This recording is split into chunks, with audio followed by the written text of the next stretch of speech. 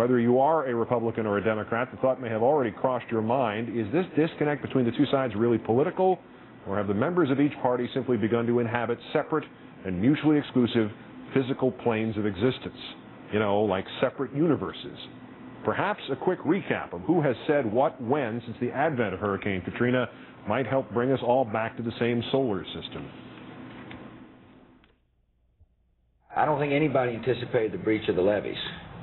They did anticipate a serious storm. But these levees got breached, and as a result, much of New Orleans is flooded, and now we're having to deal with it, and will. This is not an exact science. It just depends on where the storm makes landfall, what the winds do, how well the levees hold up. There are just a lot of factors, and so our job, unfortunately, is to plan for the worst-case scenario. We believe that the levees in Jefferson Parish, with the tidal surge that is presently forecast, will be topped. All of the models available to us, all of them tell us that we can expect our community to be significantly underwater and for a number of days. I know my fellow citizens here in Arizona and across the country are saying our prayers for those affected by the Hurricane Katrina. Our Gulf Coast is getting hit and hit hard. I want the folks there on the Gulf Coast to know that the federal government is prepared to help you when the storm passes.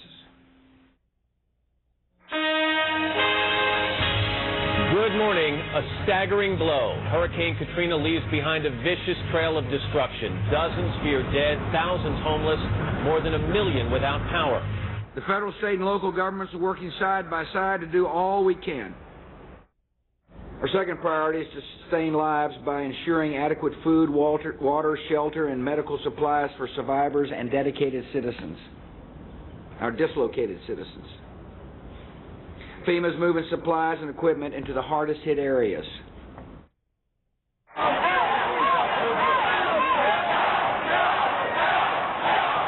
In Baghdad, they airdrop water, food to people. Why can't they do that to their own people in New Orleans? We are extremely pleased with the response that every element of the federal government,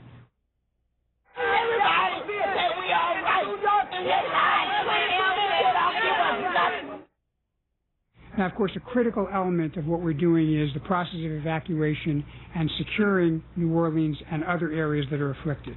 And here the Department of Defense has performed magnificently, as has the National Guard, in bringing enormous resources and capabilities to bear in the areas that are suffering.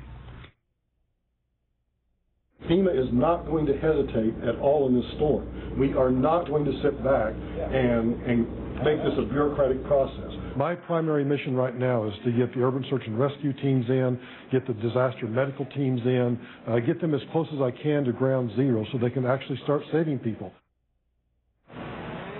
People began showing up here on Tuesday when they heard that there would be food, water, and buses to take them away. But there is no lifeline, and many honestly believe this is where they will die. Look how hot he is. He's not waking up very easy. Some have already died, waiting to be saved, with just notes for next of kin. The federal government just learned about those people today. Again, I want to thank you all for, and Brownie, you're doing a heck of a job. The FEMA director's working 24 hours. Senator Frist gets a gold star today. At that news briefing I mentioned, he said that the planning and response at the local, state, and federal levels were, quote, unacceptable.